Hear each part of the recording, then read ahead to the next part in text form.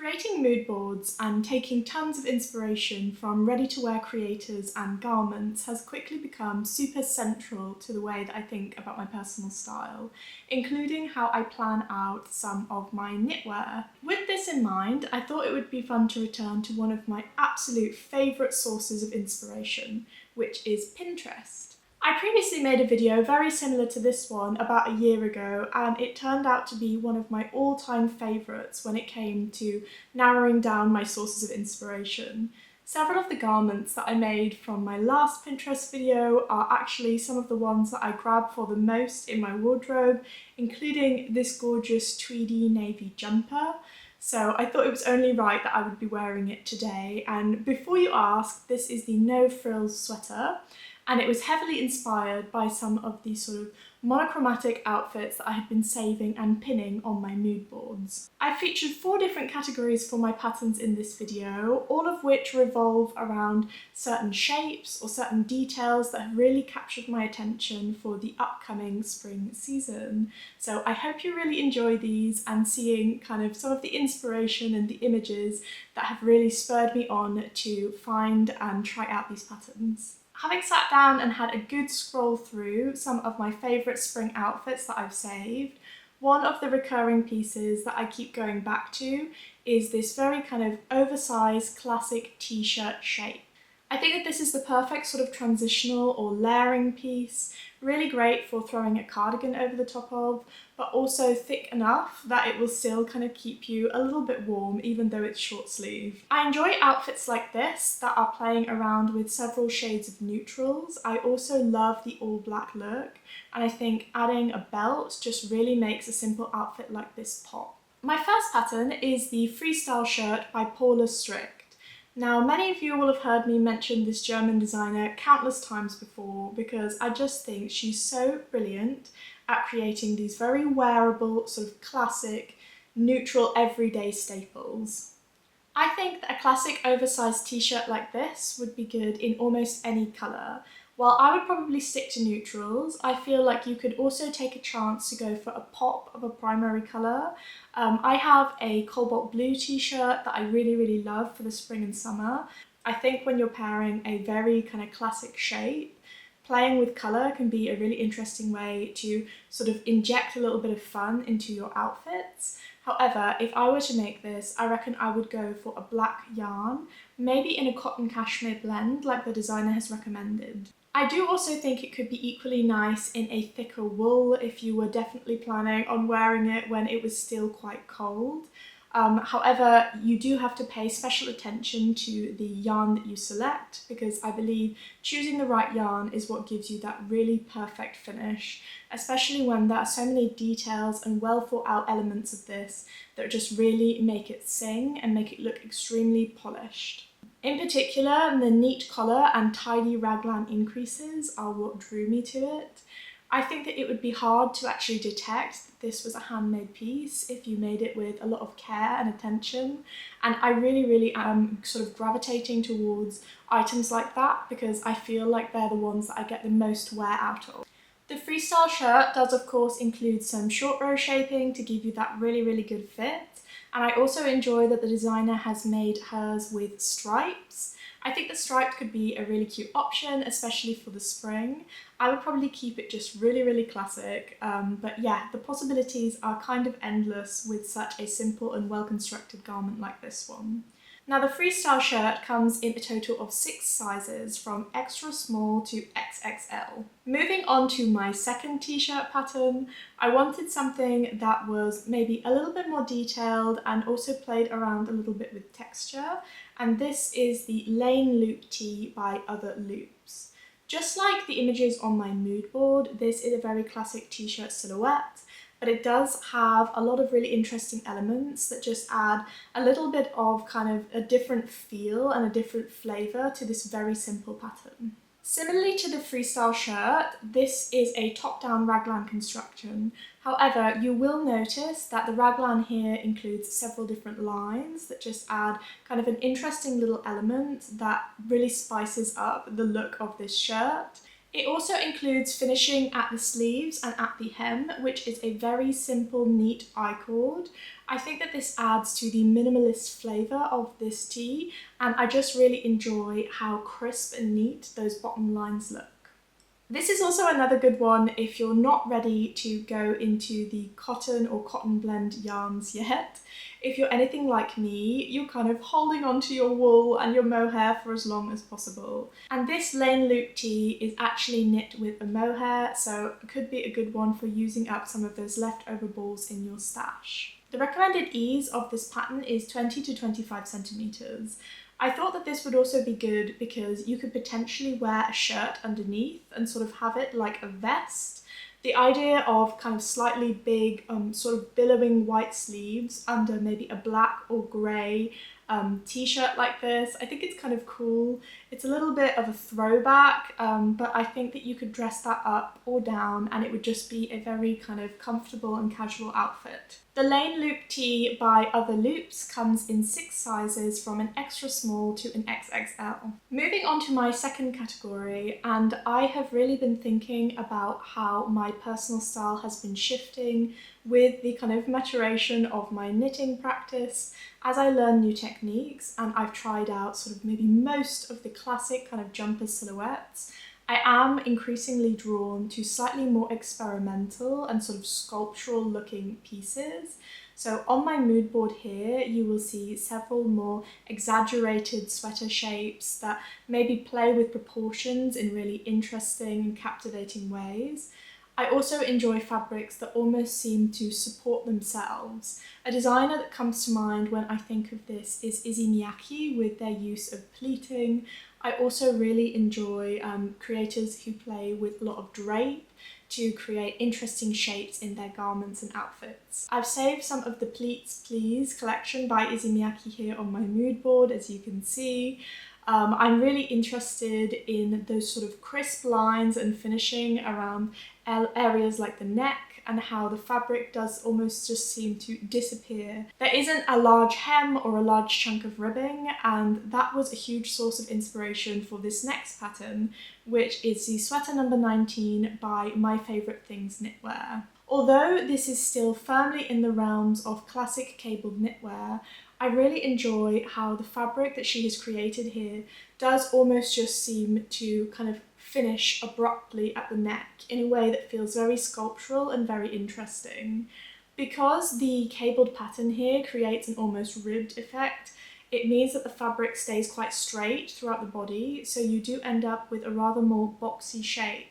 I personally enjoy that, and I think that it would look very cool tucked into a pair of jeans. I also particularly like the detail that is created on the shoulder, where you can see the designer has sort of separated for the front and the back and has created very interesting and sort of striking lines when she joins on the sleeves. I haven't seen many designers in the world of hand knits that have created pieces that seem to support themselves like this and created fabrics that have a kind of rigidity that means that they don't actually require the finishing of the ribbing. I find this sort of design very attractive and also extremely effortless and chic. You can almost forget that it's a handmade sweater when there is so much attention being paid into how the garment hangs and sort of sits on your body. I would personally create this in a charcoal or a slightly lighter grey. I think that it would also look very nice in a beige maybe. But again, if you want to play with slightly more interesting colours, I believe the simplicity of the cabled pattern would really lend itself to anything that you fancy. This sweater comes in a total of 6 sizes from an extra small to an XXL. Looking at my mood board and all of those kind of oversized, very structured high necks, my next pattern is one that I just had to include because it's a play on one of my current favourite silhouettes. I'm knitting the Louvre sweater by Petite Knit at the moment, but this one is a slightly more creative and unusual version of that I think would be really fun if you wanted to knit in a thick and cosy yarn. The Rue sweater by November Knits is a really classic shape, but it also features extremely modern and interesting details with that gorgeous, elegant high neck and very straight sleeves. The sleeves are very large and they come down right over the hand. However, the designer has included the very cool element of a kind of split in the ribbing. I thought this was really interesting and was something that I hadn't seen before, and I love how it adds kind of a movement to the sleeves that wouldn't be previously there. It also makes them a little bit more practical because you are getting that very oversized kind of modern look to the shape of the sleeves. The slit allows your hands to be more free to do things during the day, but when you stand, you get that very kind of baggy and cool silhouette. The shape of this jumper is very reminiscent of some of the images on my mood board that I pinned from brands like The Row. There is this kind of timeless yet also extremely modern feeling to jumpers like this. I feel they can be dressed up and down and they will just be elegant forever. As this sweater is knit up in bulky weight yarn, it would also be quite a speedy and kind of squishy project. A really fun and satisfying one for when you don't want to be knitting on absolutely miniature needles. The Rue sweater comes in a total of 8 sizes for an 85 to 140 centimetre bust. While planning my next projects and really trying to fine-tune my personal style, I have been using the sponsor of today's video, Skillshare, to really improve the polish of my knitted garments. Skillshare is the largest online community for creatives, offering exciting classes in topics from fibre arts like knitting, crochet and embroidery, to productivity, photography, graphic design, and even wonderful tips for content creation. Skillshare's classes are taught by industry experts and designed to help you learn new skills at your own pace. This makes it the ideal place to try out a new hobby, maybe improve your crafting skills, or even kickstart a creative business. I love how the community features ways to learn through practice no matter your skill level. By sharing pictures and the outcome of your projects with other members, it supports you in receiving helpful feedback aimed at further solidifying your skills. As I'm always on the hunt for fresh ways to further improve my knitting practice, this month I've been trying out the Edgy Stitch Kit. 8 techniques to create standout knit edges. Above all, this class has helped me put into words some of the techniques that I love to see in knitting patterns, while also demonstrated ways that I can really improve the appearance of my knitted edges. From I-cord to knit hems, this class takes you through ways to bind on and cast off neat edges, as well as sharing the perfect potential projects for your new skills. If you're interested in trying out a new hobby or taking your skills to the next level, Skillshare have kindly offered a 1-month free trial to the first 500 people who use the link in my description. Thank you very much to Skillshare for sponsoring this video. Taking a quick scroll through my mood board here, you may see a trend start to develop, and that is my love for a good knitted sweater vest. These very chic slipovers all play with proportions and offer endless possibilities for layering with different outfits and kind of even maybe with nothing under at all. I'm a huge fan of knitted slipovers and I find that they make an ideal project in between larger sweater projects. Having finished my Lulu slipover by Petite Knit just a few months ago, I have had tons of wear out of it already, so these were really high up on my list when I was planning some of the garments that I like the look of for spring. I particularly like the idea of pairing slipovers with a kind of masculine button down and maybe a pair of tailored trousers.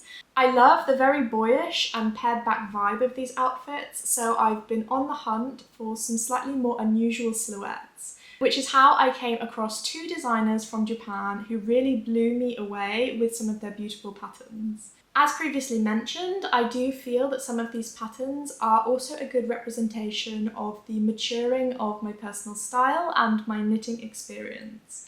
Now my focus has shifted slightly away from the more sort of fancy, frilly and feminine to core staple pieces that I know are going to be real workhorses that I'll wear again and again, but also offer something a little bit visually impactful or interesting in terms of their proportions, or maybe play around with different techniques that I haven't tried before. These 2 are both really classic yet very modern options from 2 new to me Japanese designers that I found when browsing on Ravelry.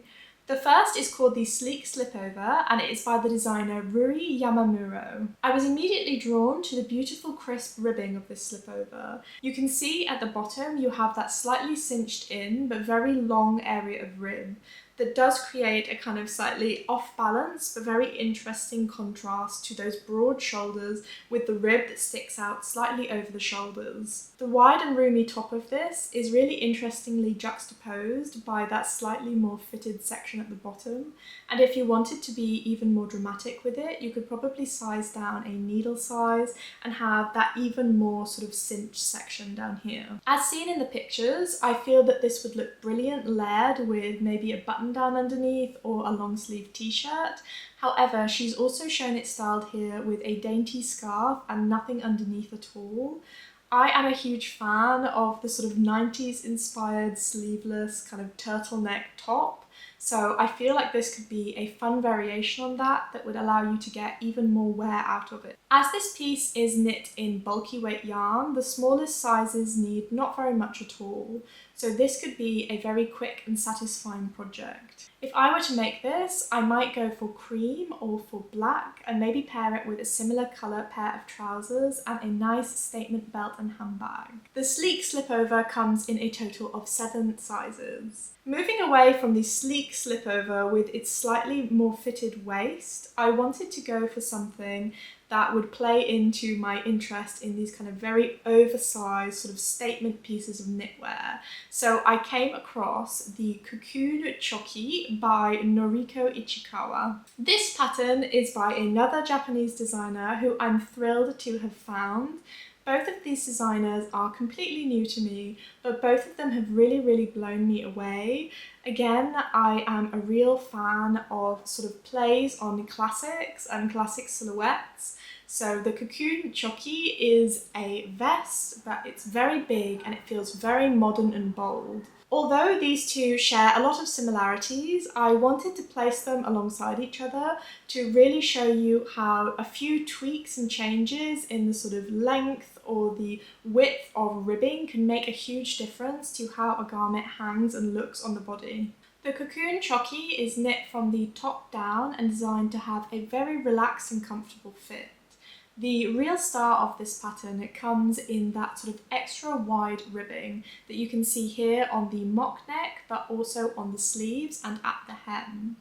The pattern also includes some instructions on how to shorten the depth of the armholes if that's something you would prefer, as well as the length of the actual slipover itself. I would probably style this exactly as she has, with a nice button down and a comfy pair of jeans. Again, giving that sort of boyish, slightly preppy look that does still feel very modern and very minimalist. The Cocoon Chokki is knit up in DK weight yarn, so a good opportunity to use something extra soft and special, and it comes in a total of 9 sizes, from a 99cm to a 153cm finished bust. On to my last category, and I went for something that feels slightly outside of my comfort zone and a little bit more adventurous. Over the last few months, I've noticed several brands experimenting with the idea of scarf details in their coats or their tops. I really like that, and I love the concept of playing with draping that is actually included as part of your garment. This has brought me on to searching up outfits that feature very sophisticated looking capes or ponchos. One of my favourite fashion content creators and a huge source of inspiration at the moment is Brittany Bathgate, who really plays with sophisticated capes and ponchos like in this image here, in a way that just is oversized, sort of effortless and just extremely cool. Taking inspiration from some of the beautiful capes that she's been seen in, I have selected 2 patterns by designers that I'm unfamiliar with, but both look really good. The first pattern is the Cirrus by a designer called Nancy O'Connell. And this is sort of something in between a sweater and a kind of cape or poncho. For those of us who are maybe not quite confident enough yet to wear a full-on cape, I felt like this would be a really good in-between option that would give you a flavour of that draping without having to committing to like this huge thing that you sort of feel swaddled in. The Cirrus very much looks like a classic cape, however it's closed at the front and features cowl neck details as well as fitted sleeves. This would mean that it wouldn't sort of move about and you wouldn't be worried about it going sort of out of shape when you're going about your day. The shaping of the sleeves looks very elegant and does create a nice juxtaposition between the arm and the body. It would also probably facilitate a little bit more movement, therefore being a little bit more practical than a full-on poncho. This particular sample is created by holding 2 strands of silk mohair together, which is probably what lends the fabric such a lovely kind of silky drapey quality. I would personally go for that because I do love a bit of mohair, but I think that you could also get away with holding a slightly thicker and less fuzzy strand, maybe of an alpaca, if you wanted a smoother and less haloed effect. I would also personally make the cowl neck of mine tighter, like you can see in the image here, as I have seen some examples of people making this a little bit looser. But I think that then you lose the very kind of elevated and sophisticated finished look. The Cirrus comes in 2 sizes, for a small/medium or a medium to large. Now, my second cape pattern is for those of you who are ready to fully commit to an absolutely enormous, ambitious extravaganza of a cape. And this is called the Dunham, and it is by Silvia Harding. This is a super dramatic statement piece that will take absolutely masses of yarn, but could be a wonderful option for those of you who are not satisfied with making something that's kind of dainty, but you want to go all out, you want the drama, you want the drape, and you want extra warmth to wrap around you. The Dunham is actually a rectangular wrap with a very interesting construction. It sort of flows and drapes effortlessly over the shoulders and can be worn in a multitude of ways. This particular sample is created with 1 strand of lace-weight mohair and 1 strand of a wool blend yarn. And I do think that paying close attention to the overall kind of flow of the fabric is what would give you a perfect finished look, like in the sample here. The Dunham is worked flat, starting at the back of the neck and creating the back of the piece before each sort of front section is worked. This creates a quite generous armhole that will allow you a little bit more freedom of movement.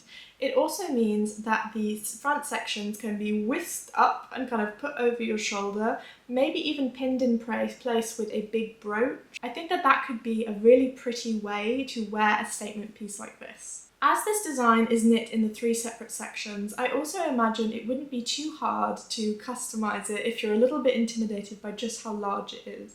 You could probably easily shorten it if you wanted a sort of more mid-length kind of cape. I might go for that because I think I would maybe get a little bit more wear out of it if it was just a touch shorter. The Dunham pattern comes in only 1 size, but it really is a true showstopper. Okay, that rounds up all of my patterns inspired by Pinterest. I hope that you enjoyed seeing some of the source of my inspiration for the upcoming spring months. As previously mentioned, I love doing these videos because I just find it extremely useful to look at ready-to-wear clothing and sort of very fashionable people and try and kind of unlock, sort of crack the code to what makes these outfits really work. Fingers crossed you're going to see me knitting these up in the coming months, and if you decide to cast any of them on, do let me know. I always love to hear if I have inspired any of your upcoming projects. Thank you so much for watching, and I will see you again very, very soon. Bye!